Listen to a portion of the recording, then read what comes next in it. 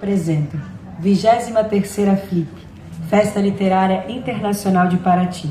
A FLIP conta com o benefício da Lei Federal de Incentivo à Cultura, Lei Rouanet, PRONAC 235060, e possui acessibilidade para pessoas com deficiências física, visual e auditiva.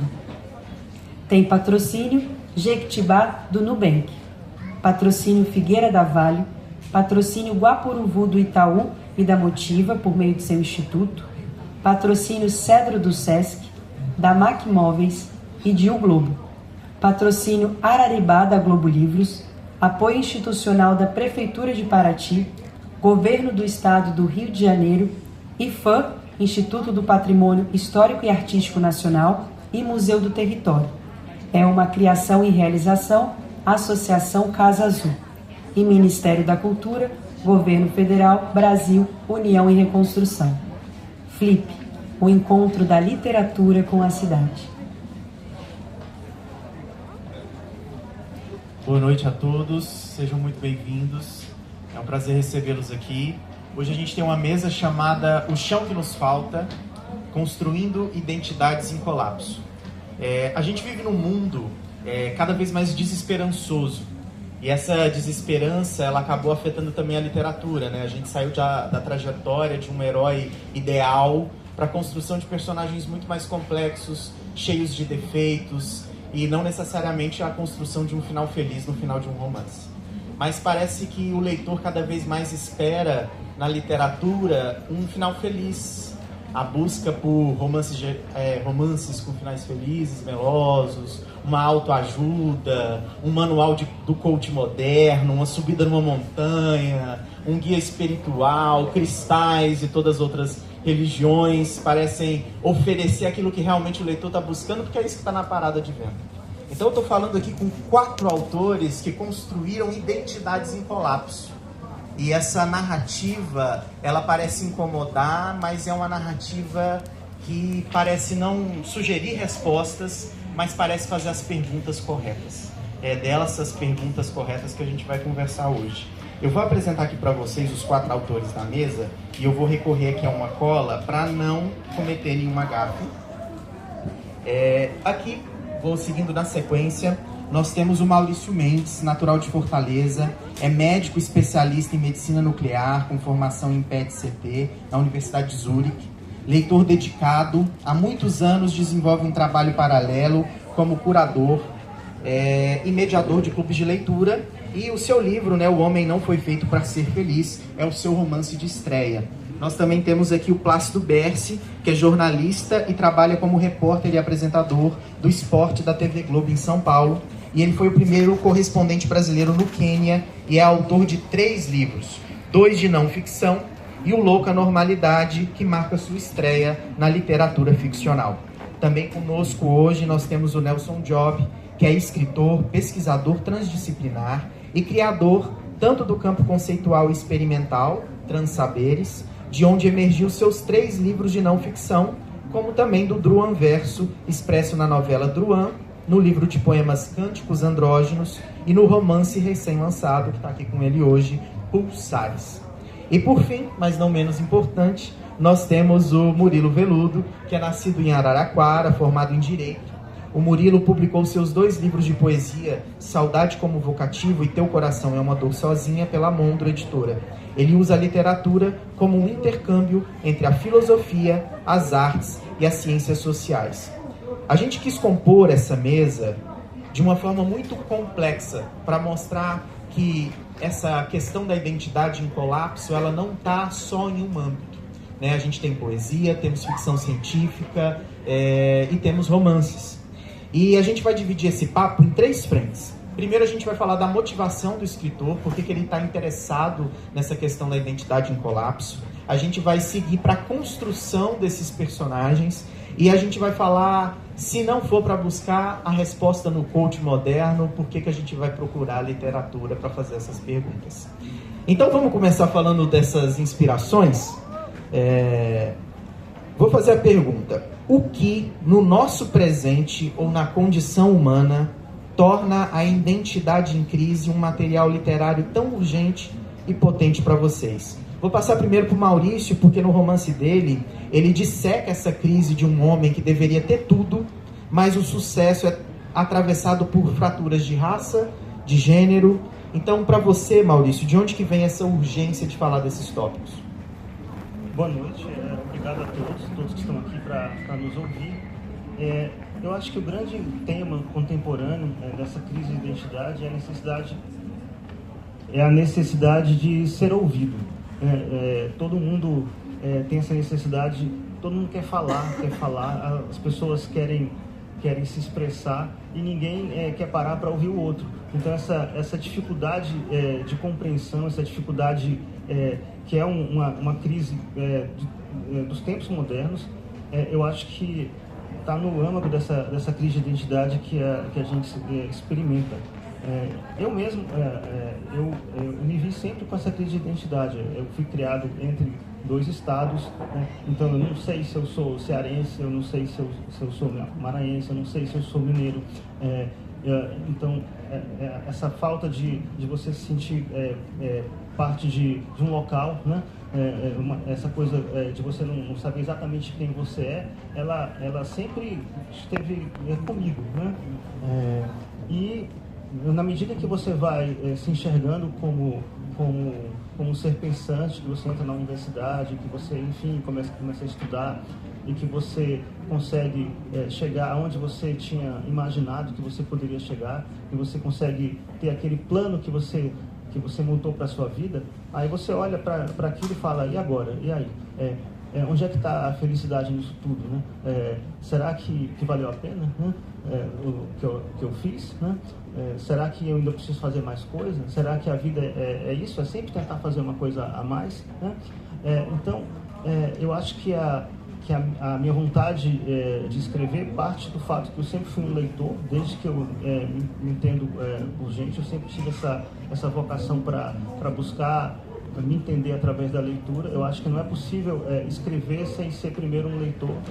A leitura antecede a escrita, e essa compulsão que eu tinha para me entender. Eu acho que a grande coisa da escrita é você saber que você não é perfeito, que você tem uma série de fraturas, de coisas que você precisa remendar o tempo todo para continuar existindo, e que em determinado momento elas começam a transbordar, e você começa a colocar essas coisas todas no papel. A partir desse momento você já é um escritor, independe de se você tem um livro publicado ou não. Então só precisa ir a campo e realmente e exercer esse ato de publicar. Então a escrita para mim chegou porque é necessária. Eu não tinha outra forma de entender a vida, de viver a vida sem me expressar através da leitura. Muito bem.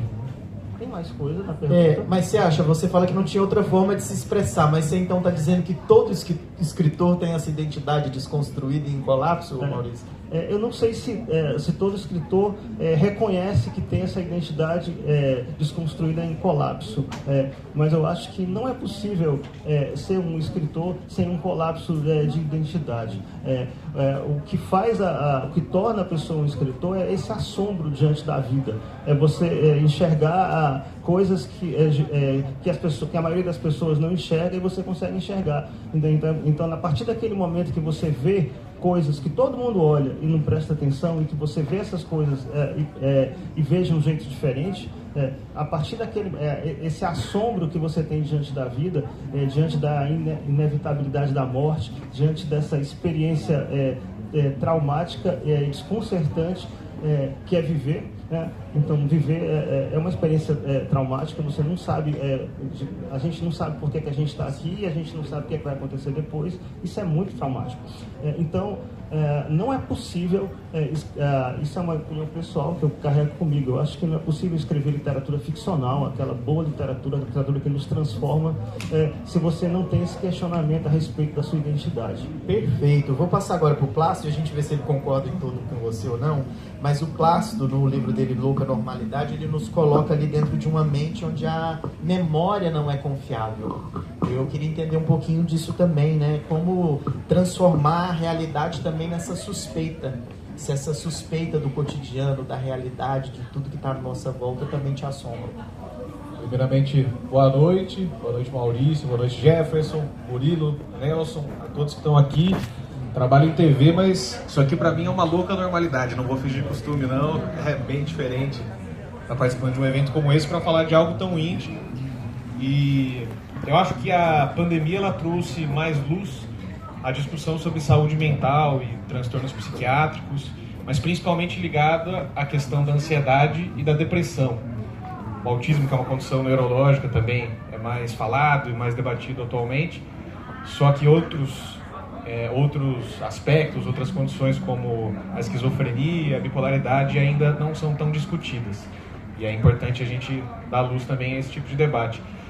Na minha história, resumindo muito, um jornalista aposentado tem um transtorno psiquiátrico não identificado, não diagnosticado corretamente, e ele sofre um derrame para piorar a situação, e através de um diagnóstico médico aí sim, ele passa a escrever de tudo em blocos de notas, e ele acorda com uma anotação que não se lembra de ter escrito e passa a investigar aquela anotação achando que viu um crime. E aí tem a questão da investigação, só que no fim das contas é uma investigação sobre a própria história dele. Ele se vê confuso e com medo do julgamento, inclusive de pessoas próximas da família, da ex-mulher, do filho, do neto, e isso tudo vai permeando a obra, né? O personagem principal, ele tem muito do meu pai, que se foi em 2022, e como o Maurício colocou, eu acho que, no meu caso especificamente também, não só a minha identidade estava em colapso ao longo do processo quando ele se foi, como sempre esteve nesse tema paterno, porque a gente era muito próximo, mas por muito tempo eu mesmo tive dificuldade em entender a condição do meu pai, e eu acho que através da literatura assumir isso, colocando em palavras e tentando pensar como o meu pai pensava, através da figura ficcional do Francisco Solano, que é o protagonista da história, foi um grande exercício assim, de empatia, de tentativa de entendimento, de tentativa de aceitação e de me colocar no lugar do outro no sofrimento. Eu acho que a gente acaba se conectando bastante quando a gente tenta entender o que faz a vida de alguém um pouco mais complicada. No meu caso, como jornalista, a gente está acostumado sempre a trabalhar com fatos em busca de uma realidade, e a literatura te propõe outra coisa. A dúvida é muito mais interessante do que a resposta, do que uma realidade pré-pronta, né? Eu acho que é importante você deixar a dúvida para o leitor, para ele construir aquela história junto com você, e ele ir lendo e sentindo e tirando as próprias conclusões à medida que a jornada vai se encaminhando. Então, acho sim que todo escritor tem um pouquinho de colapso. Muito obrigado. Eu vou passar agora para o Murilo, e eu tendo a achar que o Murilo acha que, na verdade, o escritor é todo cheio de colapso, né, Murilo? Porque no livro dele, Teu Coração é a Dor Sozinha, ele parece tratar essa crise de identidade como um estado permanente, e não como um estado de colapso diante da sociedade. Boa noite a todos. Agradeço o convite para participar. Sim, eu acredito que o escritor talvez seja a fratura na sociedade.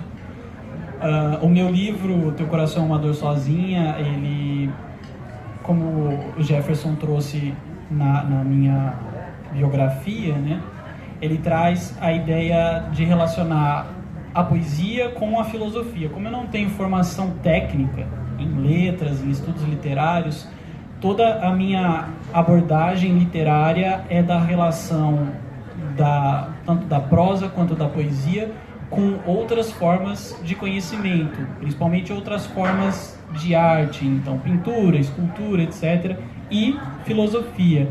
Então esses dois primeiros livros, o Saudade como Vocativo, em que eu trato a saudade como uma forma de despertencimento, de não saber encontrar um lugar, e de sentir falta de algo que a gente não saiba e que na verdade a gente nunca teve, se você for analisar a fundo. E o Teu Coração é uma Dor Sozinha é uma base, eu não vou dizer existencialista, porque eu não teria embasamento teórico suficiente para afirmar isso categoricamente, mas uma base existencial de que estamos sós, e como eu digo num dos poemas do livro, nascer é isso, estamos sós e isso nos acompanha por toda a vida. E o que a gente faz a partir disso? Como é que a gente se constrói? Porque isso não precisa também ser visto de um ponto de vista muito fatalista, um determinismo ao sofrimento, ou eu não costumo gostar muito da distinção que se faz entre solitude e solidão. Para mim é solidão, mas eu acredito que é um pouco dessa ideia de como a gente consegue lidar e como, estando sozinhos e sendo sozinhos, nós podemos construir socialmente um projeto, tanto de sociedade como de convivência a partir daqueles que estão conosco, dos amigos que a gente vai fazendo na Flip e em outras feiras literárias e na vida, no dia a dia, como nós conseguimos dar um significado para a nossa existência a partir dessa ideia de que também ninguém é sozinho. Muito bom. A ficção científica, para mim, ela sempre foi interessante porque ela sabe potencializar tudo aquilo que está no ordinário. E o Nelson, ele radicaliza essa questão do colapso no livro dele, Pulsares, porque ele transforma isso numa premissa cósmica, numa premissa física. Conta pra gente um pouquinho disso, Nelson. Boa noite, é uma alegria estar aqui na Flip, pela segunda vez aqui na mesa da Mondo, pela segunda vez falando do Pulsares, só que agora ele está pulsando mais constantemente aqui do meu lado. Antes ele estava pulsando amplamente demais, não estava materializado ainda. O colapso aqui, então, ele é fractal, ele está em todo lugar o tempo todo, se relacionando, se ressoando mutuamente com tudo ao mesmo tempo, né? Eu, por exemplo, eu entendo que a minha vida pessoal, criativa, é uma vida de crise existencial constante. Não é que exista uma crise que se passe brutalmente num momento específico. Todo dia tem um pouquinho que vai se alimentando e se questionando e mudando, né? Eu sou psicólogo de formação, eu trabalhei muito com casos de singularidade psíquica mais intensa, né? Esquizofrenia, autismo, etc. E isso tudo ajudou a compor um pouco esse universo. O meu trabalho, tanto clínico quanto o meu trabalho acadêmico, alimentou muito a minha obra ficcional, né? Então, assim, a minha pesquisa acadêmica estava muito em busca de como é que isso emergiu nas nossas vidas, na nossa singularidade, no nosso pensamento, mas também na sociedade e na história, né? Então eu acabei indo lá para o Egito Antigo, descobri que antes o egípcio médio, o cidadão egípcio médio, ele entendia que Deus e o homem e a terra estavam no mesmo plano. Quando uma pessoa cometia um ato justo, ela estava sendo uma extensão de Maat, da deusa da justiça.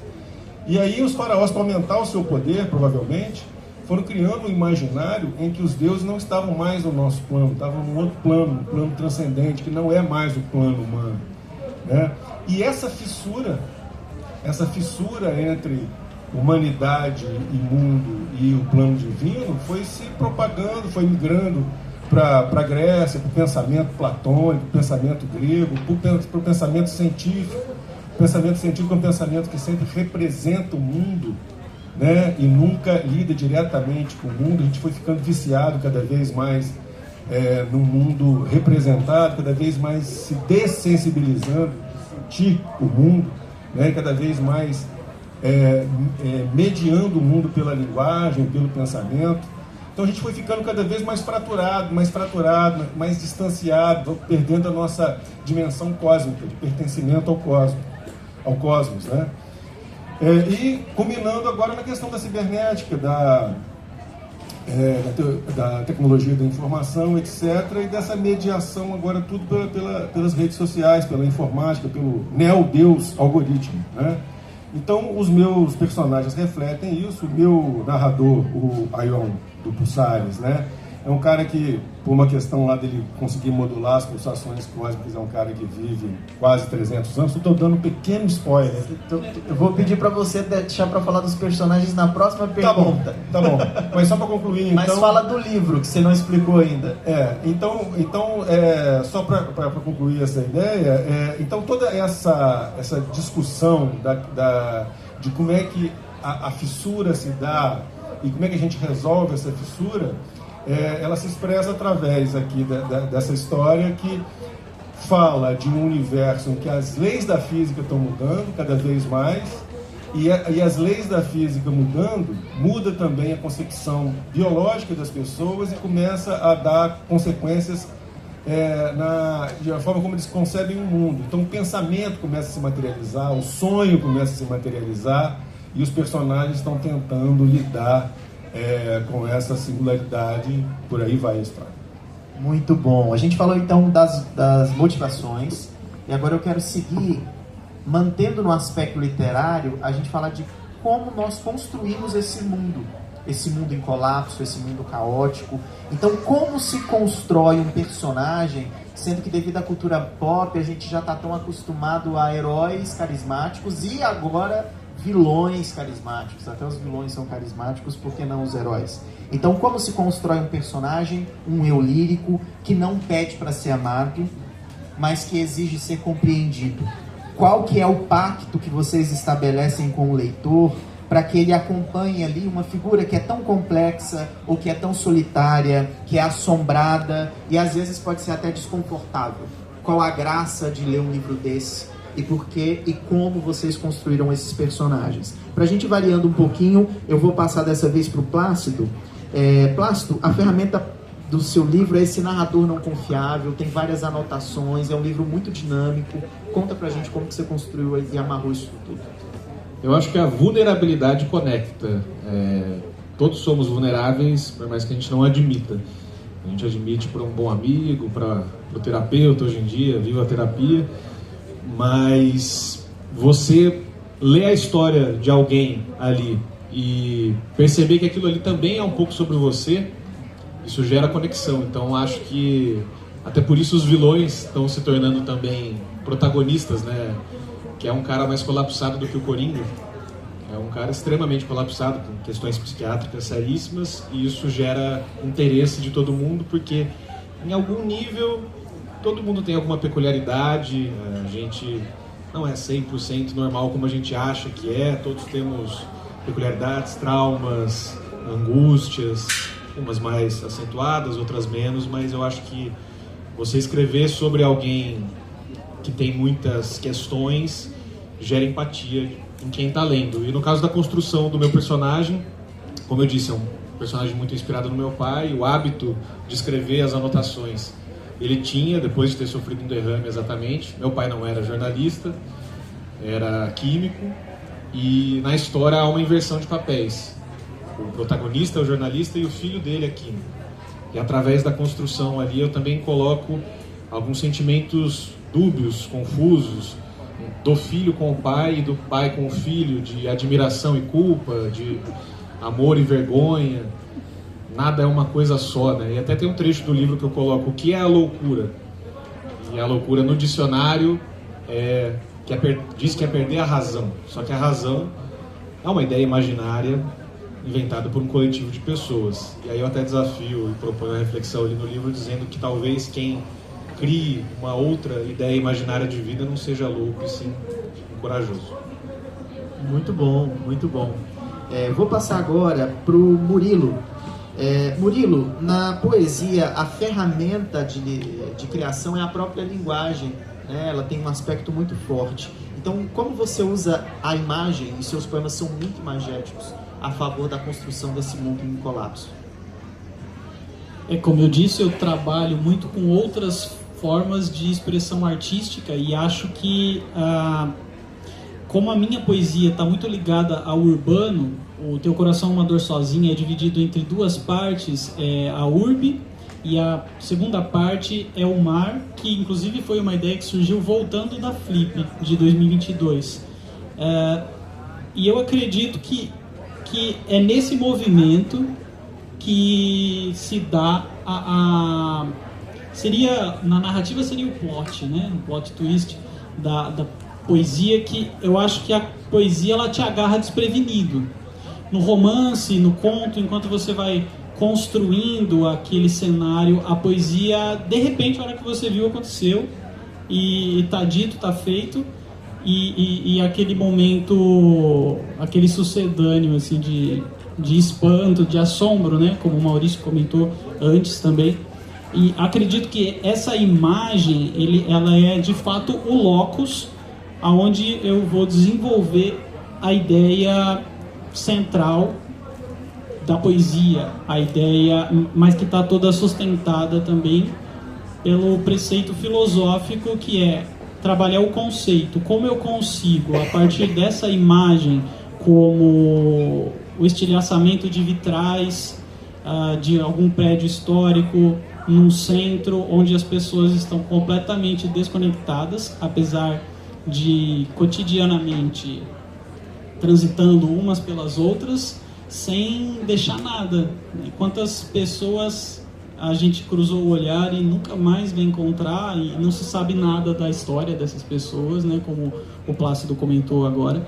E eu acredito que é a partir dessa imagem que dá a fixação e um terreno para que eu possa desenvolver esse conceito, que é um pouco mais etéreo do que o deles, né, que trabalham a narrativa e tem, acredito, uma sequência, né, de fatos, de acontecimento num espaço muito bem determinado, ou não, né, quando trabalha na ficção científica isso já é um pouco mais fluido também.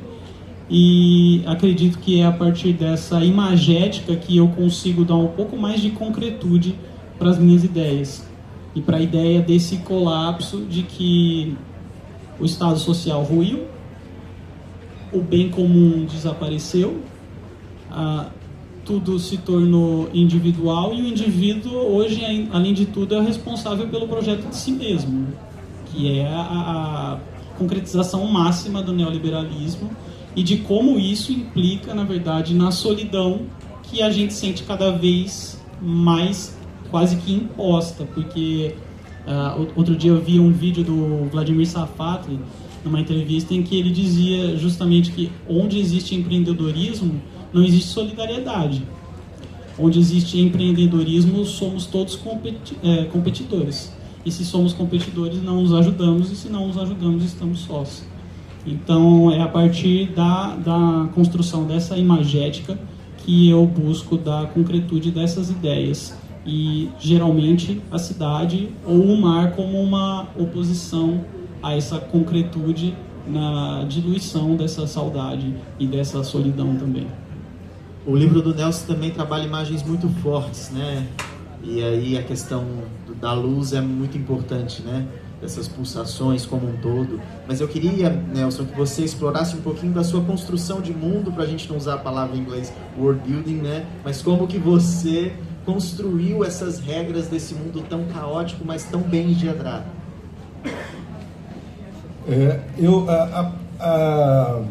O primeiro insight vem da física mesmo, né?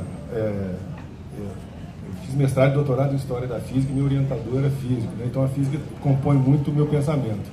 Então foi uma ideia que o Mário Novello, o cosmólogo, me apresentou a primeira vez, do Paul Dirac. Paul Dirac, ele tem uma hipótese chamada hipótese dos large numbers, ou dos grandes números, de que as leis da física podem mudar ao longo do tempo. Só que isso acontece, para nossa tranquilidade, ao longo de bilhões de anos. Mas no pulsar isso está acontecendo a cada... um pouco mais rápido, né? Começa assim com intervalos assim de 50, de séculos, depois décadas, depois anos e depois horas, e aí no final do livro isso vai acontecendo mais constantemente, né? Então o mundo vai ficando muito instável. A princípio foi essa ideia, né? Aí, claro, também tem a influência enorme aí de história em quadrinho, mutantes, X-Men, Jedi, Guerra das Estrelas e tal, que vai ajudando a gente compor essas ideias. E, claro, também Borges, com a forma como ele vai criando um universo fantástico, tudo, né? E também a filosofia, porque a filosofia também ela vai me ajudar a pensar o mundo em devir, em mudança, né? Esses autores todos aí, Nietzsche, Deleuze, tudo vai influenciar. E os autores os personagens vão conversando sobre isso, né? Tem personagens que são físicos, tem personagens que são filósofos, tem personagens que são médiums, e médiums que compõem e veem o mundo dessa forma, e um vai dialogando com o outro. À medida que um vai dialogando com o outro, eles vão percebendo mais amplamente essa amplitude da mudança, né? Porque essa mudança não se dá nem só nas pessoas, nem só no planeta, mas em tudo que existe, né? E também tem uma questão das entidades, né? Porque na ficção científica geralmente aparece um alienígena que tem um formato humanoide, ou então tem cara de inseto, ou então tem cara de polvo, né? E as entidades que geralmente eu trabalho no livro são entidades interdimensionais, ou de um campo energético diferente, então é difícil se comunicar com ele. Alienígena que fala inglês é muito fácil, né? Alienígena cai nos Estados Unidos falando inglês, que tem uma figura assim meio humanoide. Não, ali eles não estão nem no plano tridimensional, você tem que entrar numa meditação para conseguir entrar em contato com eles, a conversa é por telepatia, e mesmo assim é muito ruidosa. Então tudo isso aí aparece do livro, ajudando a compor uma imagem mais plural do que é essa mudança radical, que ela não tem exatamente uma causa, ou que ela não está localizada em um eixo cartesiano, mas ela está ubíqua, acontecendo em todo lugar, em todo tempo, afetando tudo, não só o mundo físico, mas também o psiquismo e também o plano sutil. Por aí vai. Muito obrigado. Maurício, conta pra gente um pouquinho de como foi a criação do personagem e a construção do livro como um todo. E no seu livro em si, a literatura tem um papel muito importante também, queria que você falasse disso. Justamente, tem um papel imenso na literatura. Mas antes eu queria falar um pouco da construção desse mundo do Germano. Bom, o título, O Homem Não Foi Feito para Ser Feliz, é uma provocação, né, baseado na obra de Schopenhauer, mas eu não quero falar disso ainda. O que me motivou a escrever esse personagem tão complexo que é o Germano? Eu sou médico racializado, né? Então algumas pessoas acham que eu sou negro, outras acham que eu sou pardo. Isso muda muito de acordo com a região, com o observador, né? Então, uma coisa com essa questão racial é que você não se define, né? Quem define é o outro, né? O outro é quem diz quem você é, né? Então, dependendo de onde você está e das suas referências culturais e tudo, você pode ser visto de uma forma ou de outra. E eu entrei na faculdade de medicina da Federal muito cedo, tinha 16 anos, né, quando entrei. E eu sempre fui muito questionado, primeiro pela minha idade, né, muito jovem, depois pela cor, né. Então, em aulas de anatomia, eu já fui confundido com o técnico de laboratório, com o técnico de anatomia, aquele que carrega o cadáver de um canto para o outro, né. Quando eu comecei quando eu voltei da especialização, uma vez me chamaram para palestrar na universidade, e eu fui, dei a palestra e tudo. No final da palestra tinha um coffee break, as pessoas me convidaram para esse coffee break, né, os catedráticos, e alguns estudantes que não tinham assistido a palestra me abordaram pedindo amostras de medicamento.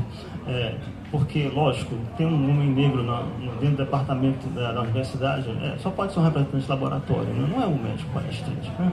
Então, essas coisas, esse tipo de racismo, de microagressões estruturais, né, é muito comum para o negro racializado que chega lá, né? Então, o racismo não é só para quem está lá no andar de baixo, né? Então, eu sempre quis escrever um romance não sobre esse negro que apanha da polícia e que troca tiro, que vai para cadeia, que vende droga. Eu queria escrever um romance sobre um negro que chegou lá, né? E eu queria um personagem que não fosse bonzinho, né? Porque eu acho que a pessoa que sofre esse tipo de agressão cotidiana, ele não vai ser muito bonzinho, né? Ele vai ter algum tipo de reação, de fratura, alguma coisa. A minha reação é escrever, né? Mas outros podem ter outro tipo de reação. Então eu queria um personagem complexo, né? Então eu bolei o Germano como um médico racializado, né? Que ascendeu socialmente, chegou lá nos altos círculos sociais, que frequenta as altas rodas, que ganha dinheiro, né? Mas que ele não se sente feliz. E ele, ao tempo todo, tem que reafirmar a posição de doutor, né? Então ele não é o motorista, não é o segurança, mas ele tem que se provar o tempo todo. Isso foi a base da construção do Germano.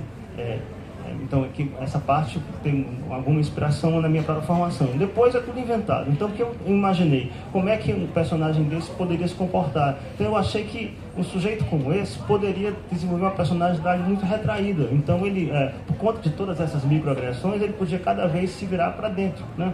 Então o Germano é um sujeito que tem poucos amigos, que tem relações amorosas fracassadas, que é dependente da prostituição, e que ele se refugia em livros, né, e na literatura. Daí a grande questão com a literatura que tem no romance, que tem personagens, tem escritores que são personagens do romance, enfim, não quero dar spoiler sobre isso, mas enfim. Então o Germano ele vive essa vida reclusa, retraída, ele é ateu, ele tem raiva do mundo, né, e em dado momento, com a morte do pai, ele começa a questionar essas escolhas, né? E repensar a vida dele. A grande questão do romance, além dessa questão racial, né, e tem uma história amorosa, enfim, com uma das prostitutas com quem ele gosta mais, é que o Germano, apesar disso tudo, ele consegue ter um lado humano, de lutar pelos pacientes, e ele acompanha o desenvolvimento do extremismo de direita entre os médicos, pouco antes da pandemia eclodir. Então é um drama racial com uma questão de inadequação afetiva em uma pessoa que consegue enxergar para onde que está indo o caldo da medicina mercantilizada, né? Sempre ligado em produtividade, né? O Germano é um médico ultrassonografista que trabalha numa clínica onde o tempo de exame é contado, tem um software que controla o tempo que você tem direito de ficar com o paciente para fazer um exame. Se você ultrapassa o tempo, você dá prejuízo para a clínica. Se você fala com o paciente um pouco mais, você dá prejuízo para a clínica. Então eu imaginei essa crítica ao sistema de hiperprodução levado ao extremo, à alta potência, né? e que existe, né? Existem esses tipos de controle, como um meio médico em que o Germano está inserido, onde todos querem produzir o máximo possível, todos são senhores do seu próprio tempo e querem ganhar o máximo de dinheiro possível, né? Então o Germano está inserido nisso, e a partir daí eu construí essa história. A relação com a literatura, eu passei o tempo, né? Não. Pode finalizar. Ele está me olhando aqui, não. Então a relação com a literatura é que o Germano ele é apaixonado por literatura, e com isso eu consegui dar essa dimensão metafísica para o romance. Então Roth, Cortázar, Paul Auster, todos eles são personagens do livro, de uma certa forma, né? Então vários romances que eu adoro, que eu considero seminais assim da literatura, o Complexo de Portland, A Invenção da Solidão, todos eles estão descritos, estão entremeados dentro do romance. Então, o que eu considero que é o fio condutor da narrativa, é essa paixão pela literatura que move alguns dos personagens. Muito bom. E eu acho que ele finalizou, que já leva para a nossa última rodada, na nossa última pergunta, e depois eu acho que tem um tempinho para umas 2 perguntas. Então, se alguém quiser perguntar, eu já estou dando esse tempo com antecedência para vocês pensarem em algo. A grande questão é o seguinte, né? A gente vive na era dos coaches, dos gurus de masculinidade, das subidas ao monte, onde se promete aí reprogramar o drive mental, né? Forjar as identidades inabaláveis em um fim de semana. E a literatura de vocês, por outro lado, ela parece fazer o caminho inverso. né? Ela não oferece um mapa para sair do labirinto, mas talvez ela oferece um olhar mais atento para esse interior que talvez ninguém queira olhar no momento. E a pergunta é, em um mundo, né, que vende soluções fáceis para o sofrimento, qual que é o poder e talvez a responsabilidade de uma literatura que ousa dizer que não há atalhos, né, que ousa dizer na cara, por vezes, que a única saída é atravessar essa própria complexidade, né? Não tem um caminho fácil para sair da fratura. Tem que encarar essa fratura, encarar a complexidade da vida humana. Então, poeticamente, eu posso perguntar, né, fazendo a conexão com o título da mesa, que é o chão que nos falta. Se o chão nos falta, o que o livro de vocês coloca no lugar desse chão? Ou não coloca nada, ou gera mais dúvidas, ou causa mais incertezas? Diz pra gente, Nelson, o que seu livro coloca no lugar desse chão que falta? Então, o meu narrador, o Aion, ele é um cara que ele consegue manipular essas pulsações cósmicas, né? Então ele consegue, dando um pequeno spoiler, foi revelado no primeiro terço, ele é um cara que tem 258 anos, né? Devido a essa capacidade dele de modulação, de lidar bem com essas pulsações. Então é um cara também que era um alquimista, bruxo, depois vai pesquisando muito ciência e tal, e tem muito tempo de vida. Mas quando vai chegando a essas pulsações mais intensas, ele também não vai sabendo lidar tanto assim, e ele vai buscar pessoas que têm essa capacidade também, mas para ele se unir e conversar, etc. Aí ele acaba, primeiro, vai atrás de uma menina de 12 anos, só que ela é a que tem a maior capacidade de modular isso. Então, ele quer ensinar para ela, só que muitas vezes é ele que aprende, porque ela tem muito mais potência, muito mais poder, então ela acaba aprendendo. Outra pessoa que ele vai ter que lidar é um cara assim, né, que gosta de jazz, Tom Whisky, meio soturno, e uma das pessoas que ele tem que se aliar, por questões ali fora do controle dele, é uma travesti cantora de tecnobrega. Inclusive ela faz covers de músicas do tecnopop dos anos 80, faz cover tecnobrega. Então, sei lá, Tended Love do Soft Cell vai virar Tinder Love, esse tipo de coisa. Ele fica meio horrorizado, mas ele tem que lidar, e acaba que ele vai também se abrindo e aprendendo a lidar com esse tipo de coisa que é muito distante do universo dele. E ele acaba se... Eu adoraria ser uma mosquinha para ver você escrevendo. Vou poupar vocês das outros covers que ela fez. E ele também ele está 100 anos sem apaixonar, né? Dado um certo niilismo e tal. Aí ele assiste uma palestra de uma antropóloga que fez etnografia de prostitutas de luxo e acabou se tornando prostituta de luxo, vê ela cantando, se apaixona por ela e tem uma relação com ela, claro, super difícil, que ele tem que se reconstruir e tal, né? Então é um cara que tem muito conhecimento, mas ele tem que se abrir para um novo que ele não esperava, mesmo com tanto tempo de vida e com tanto conhecimento, ele teve que se abrir para um novo, e isso é muito transformador. Eu vou terminar lendo um trechinho que ele, das pessoas que ele está associado, pede para ele ajudar, porque ele vive de usar a capacidade dele para rejuvenescer artistas.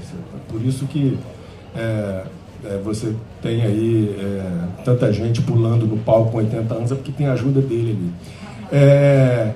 Ele vive disso, né? E aí um amigo dele pede para ele ajudar uma poeta lá em Belo Horizonte, que está morrendo, está muito doente e tal.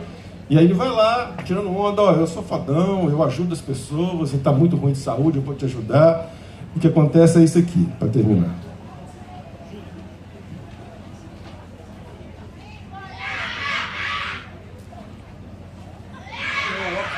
Parada para o óculos.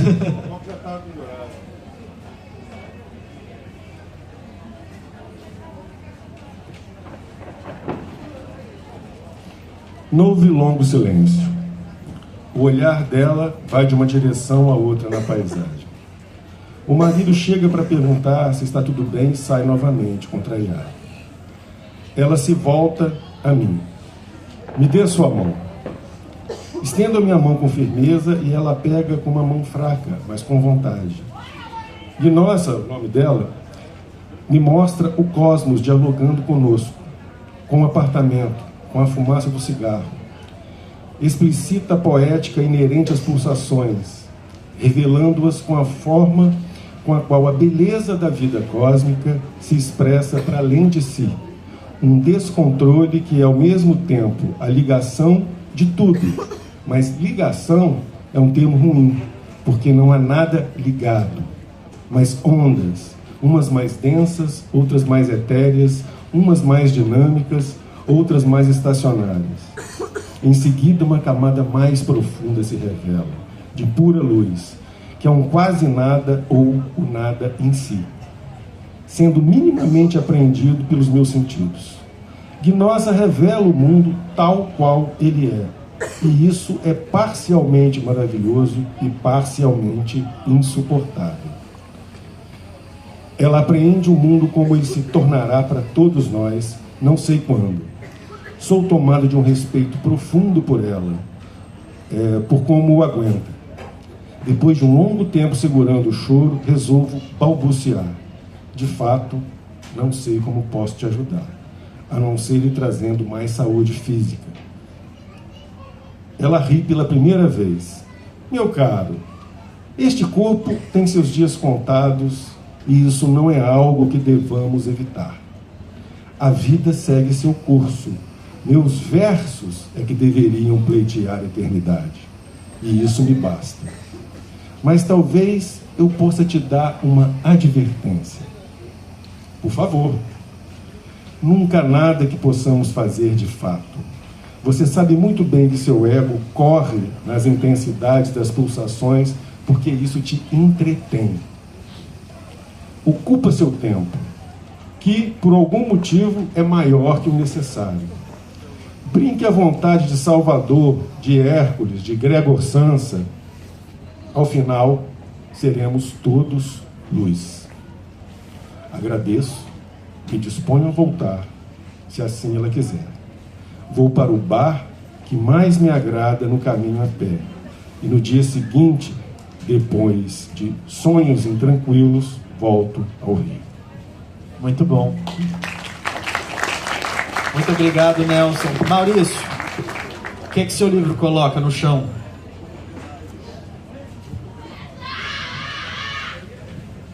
Bom, eu acho que a literatura ela não vem para dar respostas, né? Nem para dar conforto. Quem faz isso é a religião, né?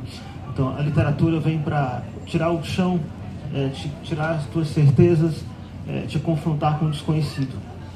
Se a literatura está te ajudando de alguma forma, tem que ser dessa forma, e não de uma forma direta, como um manual de autoajuda, com todo respeito aos manuais de autoajuda, que Deus os tenha. Eu queria aproveitar, ler um pouquinho também, vou contextualizar. O livro começa no passado, o Germano recém-formado, um médico idealista na cidadezinha no interior do Ceará. E acontecem algumas coisas, inclusive uma tragédia. 20 anos depois, ele é outra pessoa, né, mudada, está com a corda toda, trabalhando num grande centro de diagnóstico. E começa assim. No maior centro de diagnóstico por imagem do Estado, 2 pequenos prédios interligados ofereciam à população cearense todo o arsenal de investigação que ia desde as radiografias e ultrassonografias mais simples, até as tomografias de alta resolução, os modernos equipamentos de ultrassonografia, ressonâncias magnéticas, cintilografias, PET scanners, além de consultórios de várias especialidades. Com enxame de médicos para lá e para cá, dava para conhecer a fundo o trabalho de vários outros colegas. E essa talvez seja a grande vantagem em ser médico: saber quem não devemos procurar na hora do aperto, quando a coisa fica séria. Eu passaria as manhãs realizando ultrassonografias morfológicas em gestantes e imagens em 3D e 4D. Essas últimas quase sempre inúteis, a não ser para alimentar a vaidade dos pais. Naquela revoada de casais felizes aguardando as crias, eu me esforçava para realizar o melhor trabalho possível e fazia jus à fama de profissional talentoso, derivada de minha obsessão por fazer tudo certo, do medo oculto de cometerem erros, de serem desmascarados que os negros têm. Atento aos detalhes, como técnico de manutenção de aeronaves, eu repetia as medidas dos tamanhos dos órgãos, conferia as fichas, checava os nomes dos pacientes, certificava-me 2 vezes, 3 vezes, sempre, se não havia trocado os lados, direita ou esquerda, superior ou inferior, vivo ou morto, e suportava o trabalho da linha de produção, entrando numa sala com pouca iluminação, dando bom dia à paciente que já se encontrava pronta e acomodada, direcionando a conversa para o necessário, ditando números, códigos, frases predefinidas, para uma assistente que anotava tudo, registrando, conferindo, tranquilizando a paciente, saindo da sala e entrando imediatamente em outra sala idêntica, onde uma nova paciente preparada para a checagem já aguardava, com a assistente da sala ao lado. As tardes eram reservadas para as ultrassonografias gerais, as investigações de endometriose, as punções de tireoide, as biópsias mamárias, a dose diária de alprazolam. Bom, é isso. Obrigado. Muito, muito bom. Plácido, para você também a literatura tira o nosso chão e não coloca nada no lugar? Como que é para você? Eu acho que a literatura, como eu disse, provoca, gera debate. Numa época de cada vez mais extremismo, de opiniões cada vez mais algorítmicas, em que convicções são cada vez mais reforçadas, a arte, não só a literatura, mas a música, o cinema, qualquer tipo de produção artística, gera você a refletir, a dialogar com outras pessoas. Então eu acho que não concluímos nada. Até parafraseando meu pai era professor universitário e o meio acadêmico é extremamente vaidoso, né? E ele sempre dizia que ele se incomodava com a postura dos cientistas que achavam que estavam inventando a ciência. Que ninguém inventava um muro. A ciência, na metáfora dele, era um muro e que os cientistas se consideravam ali os autores daquele muro, que na verdade cada artigo, cada pesquisa era só um tijolinho. Isso vale para qualquer coisa na vida, vale para literatura. Ninguém aqui vai concluir nada, vai descobrir o sentido da vida, mas é um pequeno tijolinho que a gente vai colocar numa discussão que contribui para mais diálogo.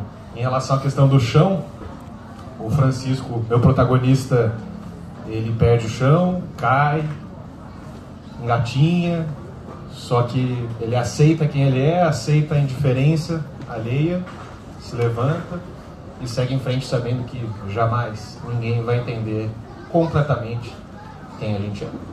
Muito bom. Para quem se interessar e for ler a obra do Plácido, o romance termina com uma palavra bem emblemática, que eu não vou dar spoiler, mas que eu acho que resume muito bem o que ele quis dizer agora, de forma lindamente. Eu só vou dar um spoiler. Não tem ponto final.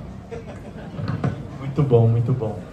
E para você, Murilo, como que a poesia dialoga e finaliza, tira esse chão, coloca o que no lugar, levanta questionamento? Acho que não coloca nada, né? Acho que aprofunda, inclusive. Cava mais o buraco, seria. Cava mais. É sonhos intranquilos atrás de sonhos intranquilos. E, inclusive, o Kafka é meu escritor favorito. Então, daí já se tira muita coisa. Quando eu escrevi o Teu Coração é uma Dor Sozinho, o segundo livro, depois que eu terminei, e às vezes alguém comprava e vinha pedir dedicatória, eu ficava muito preocupado, porque eu costumava sempre fazer alguma coisa relacionada com o conteúdo do livro. Eu falei, gente, o que eu vou falar, né? Que você seja menos sozinho, não sei. Aí eu passei a colocar uma frase nas dedicatórias que é: ninguém é só sozinho. Que eu achei que foi... Que eu acho que é menos ofensivo. É menos ofensivo. Quer dizer assim, você não tá tão fodido quanto você pensa que você tá. E aí eu pensei assim que depois, relendo para vir para cá, eu notei uma coisa que eu não tinha notado antes, que o último poema do livro chama Todos os Corpos que Orbitam o Sol. E no final ele termina: todos os corpos que orbitam o Sol circundam também o meu rosto. E tudo isso se resume a uma única verdade: eu não sinto o sol queimar sobre a minha pele. E eu achei que ali existe uma pontinha de esperança no não sentir o sol queimar. Mas me incomoda muito uma literatura que seja moralista e que tenha um discurso que vem antes da própria literatura e que alivie um pouco a queda. Não acho que seja essa a função, se é que existe uma função para a arte, para a literatura, mas me incomoda muito uma literatura que não fira nada.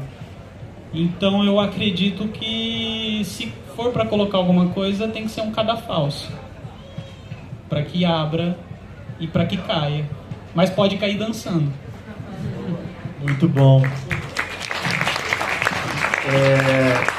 É maravilhoso ouvir vocês. E eu, como editor, né, editor dos 4, e também nessas feiras vendendo livros, sempre me param nas bancas e perguntam: pra quê? Pegam um livro, pra que é esse livro? E eu sempre fico sem saber o que responder.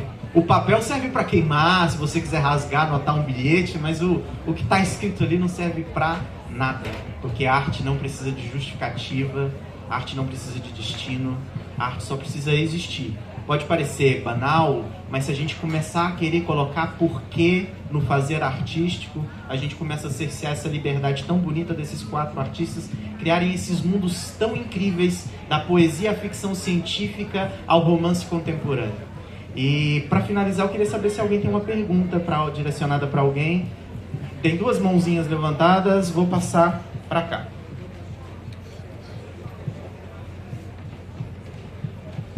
Boa noite a todos, meu nome é Matheus e eu cheguei um pouco atrasado, mas mediante ao assunto, ao debate aqui dos autores, fala-se muito essa falta de chão e essa falta de resposta, né? Eu queria colocar o seguinte: será que essa falta de resposta não é porque o homem moderno, o homem pós-moderno, com toda a sua bagagem filosófica existencial, com toda a sua bagagem científica e tecnológica, não consegue suportar as próprias contradições? Nós temos 2 perguntas, então vou pedir que 2 respondam essa e 2 respondam a próxima por conta do nosso tempo. Pode responder, Murilo. Eu acho que é preciso questionar que homem é esse, né? Como você coloca o homem moderno, pós-moderno, porque o homem é uma ficção, né? Que surge a partir do século XVIII, mais ou menos, com o surgimento da noção de direitos humanos, que na verdade de início eram colocados como direitos do homem, e o homem na época era o homem, gênero, não homem e mulher, né? Então essa ideia de homem, ela vai sendo de fato criada conforme a sociedade em que se coloca. Nós.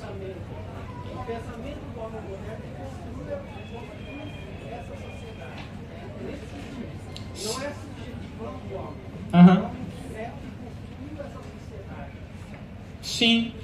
De fato, ele vai cair na minha percepção, eu entendi o que você está querendo dizer. Ele vai cair nessas contradições que você diz, porque é um projeto racionalizado, com muito foco no iluminismo, na construção de um homem racional. Talvez o mundo esteja como está por decisões erradas de homem tomando decisões racionais. Alguns de vocês querem complementar ou não? Nelson. Acho que tem uma questão que me comove muito, que foi a passagem ali da Idade Média para o Iluminismo e para a Revolução Científica, que vai dar nesse homem pós-moderno, mas porque esse termo pós-moderno é simplesmente um homem que a gente não sabe definir o que é isso depois do moderno, mas é uma radicalização disso que começou lá. E aí, para mim, é muito interessante, e o meu livro dialoga muito com isso, porque esse narrador, ele é um alquimista, né?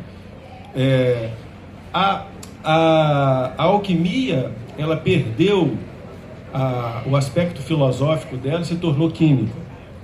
A filosofia natural perdeu o aspecto filosófico dela e se tornou física.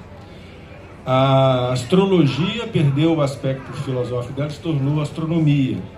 E nenhuma desses saberes anteriores, eles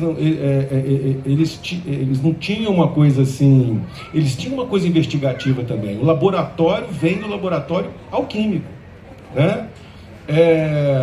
Então, né, quando houve a Revolução Científica, a gente tinha, por exemplo, a figura do Newton, que o Newton ele tinha a maior biblioteca de alquimia do século XVII. E ele escrevia textos alquímicos, e a noção dele de gravidade veio da alquimia, veio das forças ocultas. Gravidade é uma força oculta, você não sabe por que alguma coisa de longe interfere na outra. Mas ele só editou em vida os textos científicos dele, né? Foi descobrir depois os textos alquímicos dele, depois no começo do século XX, com Keynes, o economista, né? Então eu acho que a questão do homem contemporâneo, do humano contemporâneo, é que ele radicalizou a cisão dele com o cosmos. Ele perdeu o seu estatuto cósmico. Então, assim, o pessoal fala... Vou te cortar porque a gente tem outra pergunta e a gente só tem mais 4 minutinhos. Desculpa. Então, eu acho que o grande trabalho é esse. O trabalho é a gente recuperar esse estatuto cósmico, mergulhando no filosófico, no místico, mas no científico já tinha também. levantado a mão aqui. Se a gente tiver um tempinho, eu passo para você. Rapidinho. Nem propriamente uma pergunta.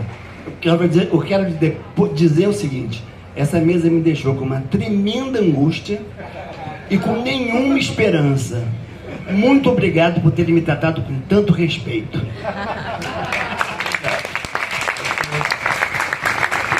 Então dá tempo, a gente tem mais 3 minutinhos, dá tempo para um responder, tá bom? A boa notícia é que é uma festa e tem bastante cerveja. Tá ligado? A minha pergunta é pro Plácido. Você falou bastante ali sobre a construção do personagem principal e, pelo que eu entendi, é uma mistura muito de você com seu pai, né? Nesse processo de construção, como que você balanceia para pegar características de pessoas, de inspirações, mas ao mesmo tempo para criar algo novo também, algo inédito que não seja uma cópia de alguém que você conhece? Obrigado pela pergunta. Moramos juntos e ele acompanhou o início da escrita desse livro. Eu tive uma experiência que ela, de certa forma, é de autoficção, e o meu editor assistente foi o Luigi, que é especialista em autoficção, e tivemos bons debates. A minha opinião é de que, de certa forma, não existe ficção pura e simplesmente. Tudo é um recorte de algo que você viu em algum lugar e pega e coloca aqui e adapta ao contexto da sua história. Então, o que tem de original ali na questão do protagonista, por mais que seja muito inspirado no meu pai, primeiro, meu pai não era uma figura pública, não tinha esse comportamento conhecido pelo grande público. E a partir do momento que você começa a encaixar referências diversas que você tem da vida, seja um diálogo que você ouviu aqui na Flip, seja uma conversa que a gente teve quando morava junto, uma música que alguém me apresentou, tudo vai sendo encaixado nesse pequeno quebra-cabeça. E aí, como eu disse antes, não existe um construtor de muros. Existe um tijolinho aqui, um tijolinho ali, e vários novos tijolinhos fazem uma parede diferente. Pessoal, muito obrigado. Quero agradecer primeiramente a Flip por nos receber tão bem, agradecer o Maurício, o Plácido, o Murilo e o Nelson. Convidar vocês, caso tenham se interessado, mesmo que seja um pouquinho, por qualquer que sejam das obras, os autores vão estar aqui do lado, podendo fazer uma dedicatória dos livros. E cuidado com as dedicatórias tão pessimistas, viu, pessoal? Mas eu agradeço a presença de todos, foi um prazer falar com vocês. Muito obrigado.